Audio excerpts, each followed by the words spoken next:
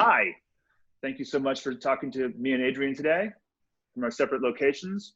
We're trying to provide value for our clients, and we wanted to share some data for you that's specific to our clients and the verticals we work in. This is going to be a 5-minute video, no more than that, I hope. I'm going to go through some trends that we're seeing, and what I want to stress is that we want to talk to you afterwards about how your data compares to this data. We want to show you the universe that we're living in and how you compare to it separately. So we're going to look at our total client trends. We're going to look at emerging direct-to-consumer brands. We work with a bunch of them. We're going to work with EDU trends. We work with a bunch of them. And then B2B is another chunk of our business with some comparisons and some key takeaways. So this is for media clients only. SEO and email data is not here. And to make it as relevant as possible for the more dynamic places we're working, we excluded Amazon and TikTok and any out-of-home or radio or list buying. So really, this is mostly Google, YouTube, Facebook, Instagram, with a few other things tossed in there. But this is really, there's no programmatic in here. There's no Amazon in here. It's really just the things that we control in a dynamic way in real time. Okay, Adrian, you want to speak to these definitions for us, just so we're all on the same page? Yeah, definitely. So when we were thinking about doing the data analysis, we wanted to really focus on some of the indicators that would trigger opportunity. For most of our D2C clients, that could involve impressions as well as for EDU. The cost per clicks that we're experiencing, those CPCs, and how we can optimize our mix to be more cost effective for our partners during this volatile time. The CPMs related to social platforms and how that creates an opportunity to get in front of people in more creative ways, but also how they're engaging with us from a CTR perspective and ultimately how they're converting. Conversion rate, I think, is something we need to really consider as not being a negative thing if it's on the decline, because there are still highly valuable clicks that we can foster for our clients in the future that will fill up our marketing pools for a later date. And I think you'll see in the data trend that while conversion rates have changed, they haven't really impacted it very negatively. Great, thank you, sir. So this data is not weighted. I want to talk about that for 2 seconds. We have emerging clients, we have bigger clients. I didn't want the bigger clients to skew the data because every client's data is equally important to them. So this is not a weighted average. And again, it's about 40% of this is going to be D2C, about 40% is going to be higher ed, and about 20% is going to be B2B. So this is all impressions, ads that we served for all of our clients between 3/1 and 3/21. The orange is the impressions, the gray is a trend line. I'm just setting the stage. This specific slide isn't the most important thing for you. What we're seeing is that impressions are roughly flattish, slight downward trend. But that's a function of how we're managing it. Cost per click is way down. I'm going to have Adrian speak more about this slide when we talk about EDU and D2C clients in a few minutes. But we're seeing volatility in the cost per click, and let's be honest, a drop in the cost per click. So impressions are flat, cost per clicks are down. Yeah, and Brooke, also just before you go on there, that cost per click, that is part of how we've been effectively managing the mix for our clients. Right. There was a big question of, what do I do? What's next? And the immediate gut check would be create a defensive posture, create a defensive position to become more cost effective at that time. So we've effectively optimized our mix, which is why we see such a decline in CPCs for us here. It's intentional. You did that. Exactly. But I think the CPM trend is a little bit more of an opportunistic slide here. So why don't you talk about this briefly as it relates to the whole universe? Yeah, so as we were approaching the week of 310, and while things were really picking up speed, we anticipated that a few things would happen. One, bigger brands that had longer term event-based marketing plans were going to be pulling out budgets and canceling media buys within Facebook and Instagram and other social platforms, effectively making the space less competitive. At the same time, also, there would be a lot more people coming online, spending more time at home for obvious reasons, spending more time on their mobile devices, trying to disconnect from everything else that's going on. So more eyeballs on with less competitiveness, effectively driving down CPMs. That's what we saw within 310, 313, and really a heavy push into 316. But what we also noticed during that time is that more brands started trickling in with offers and promotions, seeing this as an opportunity due to the fact that CPMs are more cost effective. But also needing more cash flow, and they need to pull in revenue at this time. And they're doing that by incentivizing through promotions. I'm not saying that's the right solution for everybody, but that is a trend that's been happening, which we feel is why we're seeing the CPM start to climb again. Yep. Well said. Thank you, sir. So this again is for all of our clients. CTRs, this is for everyone. I have it. You can get a copy of this deck if you want it. I'm gonna skip ahead on it. That's a click-through rate. Conversion rates. Conversion rates are, this is all clients. So they're trading in a band between 3 and 6% with some spikes. I'll show you where those spikes come from in a minute. What we are seeing is conversions are happening. Now, some clients conversion is a lead form, phone call. Some clients conversion is purchasing something, but people are converting online. The customers are there in different numbers. They're buying different products, but they're around. So let's take a look at emerging D2C brands. Now, we have a few skincare clients. We have a few jewelry clients. We have a few apparel clients. We have a few accessory clients. We could do those trends separately. For this case, we put everyone into what we're going to call an emerging D2C brand. And again, just media buying, no SEO, no email stuff. Impressions, excluding Amazon and programmatic and all that stuff, they're holding flat because Adrian and his team have managed to hold them flat as budgets shift. Is that fair to say, Adrian? Yeah, I mean, we've been controlling the budgets the same way that we saw a CPC improvement. I think a decline is the wrong word to use for CPCs.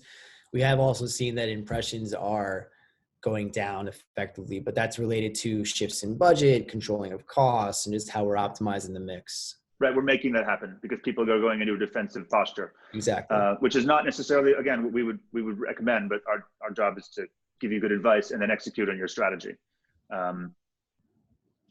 Cost per click, also down in this space. No, it's the same thing we talked about earlier of why that's going down. Yep. CPMs. Now this is again just D2C. The green is all of our D2C clients averaged out. The gray is a trend line. So Adrian, do you want to speak to the increase more directly in the beginning of this? I'm going to draw a picture of it right here. Yeah, so the increase we're seeing is really what I was mentioning about people coming back into market. I think last week a lot of people reacted to either slow down aggressively. Some people wanted to pause for a few days and then come back in. Other people wanted to stay steady.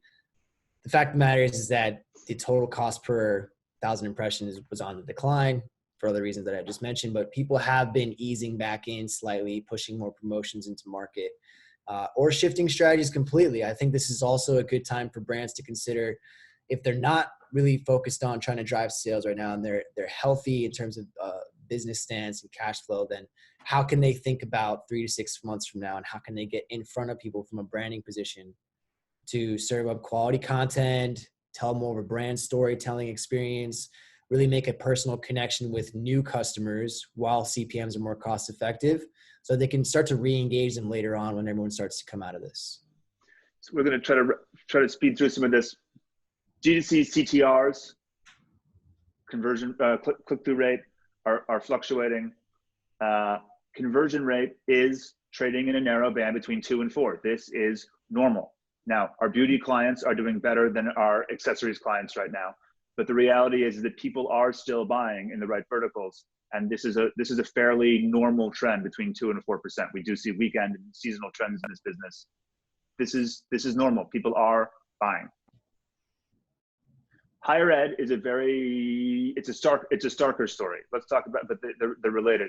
In higher ed, impressions are just up. They are just up. More people are looking for this product.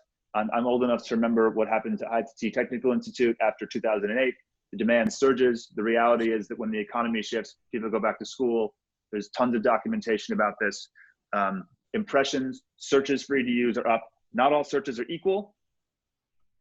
We have a nursing client that you can imagine they began to show up in searches around nursing school and nursing requirements and around COVID-19. We had to add 19 and COVID is negatives very quickly to that school. Not all impressions are equal, but they are up. Yeah.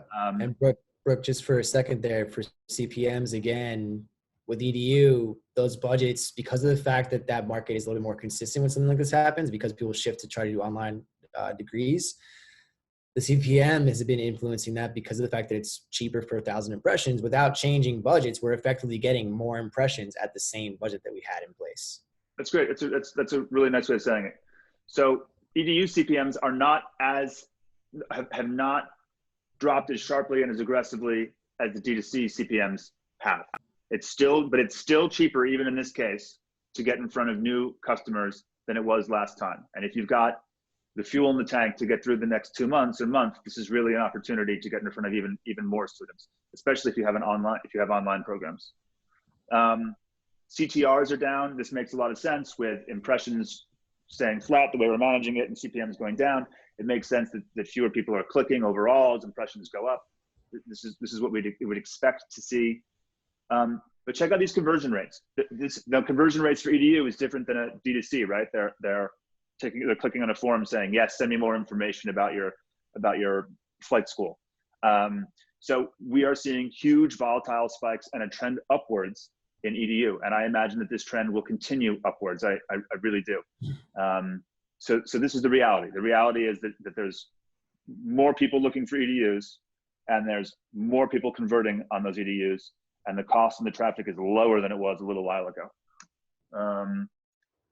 Just for comparison's sake, and we have about 2 minutes left, for comparison's sake, the CPM, blue is for EDU, orange is for everyone, and D2C is in green. What we find super interesting is that whether you're trying to draw here, whether you're selling college degrees or skincare, there are still spikes and peaks on the same rough day as different pieces of news happen. So I find that to be super interesting. That's a CPM, clear downward trend in CPMs. Conversion rate comparison, green is EDU, orange is D2C. D2C is holding steady if we don't look at a weighted average and we know where to focus on things. Okay, so we want to wrap this up by talking about our key takeaways from a 50,000-foot view. And I don't want to sound like an aggressive salesman, but we do see this as an opportunity. CPMs are lower. There is a good opportunity to get in front of people at a cheaper rate than there was a month ago. Adrian, you want to talk about strategies and making sure we're being creative when we're doing this kind of work? Yeah, we spent a lot of time the past 2 weeks talking with our clients about revisions to strategy, whether that be adjusting the media mix or adjusting our messaging or thinking about post-click experiences. And I think it's important for every brand to consider. So whether you're working with Mason or whether you're working with someone else, I sincerely hope you're having those conversations. Just to keep banging on this drum, there are more opportunities for you to get in front of people at a lower cost than there traditionally would be at this time. At Mason Interactive, we're doing that, right? We have an advertising budget. It's smaller than a lot of our clients and bigger than some. And we're focusing on, the fact is we're going to be open for business in 2 months when this is over. We're open for business now, and we're going to leverage every opportunity we can to get ourselves in front of people. And there just is technically, your dollar will just go further right now in this lower CPM environment. Yeah, Adrian? I would even add to that too, Brooke, that because of the fact that these CPMs are lower, you don't need to just focus on trying to get people to the site. People are consuming content, shift to video, drive video views, build up video view impressions. It still is going to help your remarketing later. Right, and thank you. And to your point, consumer behavior is roughly steady, right? We saw those graphs of conversion rate on e-com between 2 and 4%, right? It went up and it went down, but it's in that band. And that's because we're optimizing and pushing money into the channels that convert better, but people are still converting online. To Adrian's point earlier, they are bargain hunting. That is a thing that's happened in the last week. The first week was panic and cessation. The second week was starting up again. And now people are putting bargains out there. And that seems to be a condition for a lot of clients right now. Adrian? Yeah, so we can effectively optimize the media mix. There are times where we need to have and afford a higher cost per, but focus on post-click behavior. There are other times of the year where we have to focus on efficiency. That happens regardless throughout seasonality trends. But right now is that time to adjust the mix and move towards more of an efficient defensive position, which is what we've been working on the past couple of weeks. The fact that we've been able to do that, we've shown a trend in lower cost per clicks, and we're also trying to manage that with the cost per conversion as well. The last thing we'll say here is that brands in the health and subscription and beauty spaces, our client Taste Coffee Roasters is doing well. I'll talk about that for 2 seconds. Well, maybe another time I'll talk about that. But brands in the health and subscription and beauty space have the biggest impact on consumers' lives today. And so they're doing, if I had to nutshell this, better than some other clients that might have different kinds of products they're offering. So 50,000 foot overview. Adrian, if you had 30 seconds to boil this all down for our clients, what would you say in 30 seconds? Consider revising strategies to stay in front of consumers today, because you're going to need to re-engage them tomorrow. Tomorrow may be in 2 months or 3. We're not sure, but the fact of the matter is that we have the opportunity to stay in front of consumers today. And that doesn't mean just focusing on sales. It focuses on enriching their experiences with the brands and helping to make a personal connection with them. Great, dude. Thank you so much. We're going to end this video. We appreciate everyone. If you got this far, it's great. And please reach out to Adrian and I, or your account manager, and ask about how your data compares to the trends that we put in here. And I'm going to stop recording now. Thank you so much.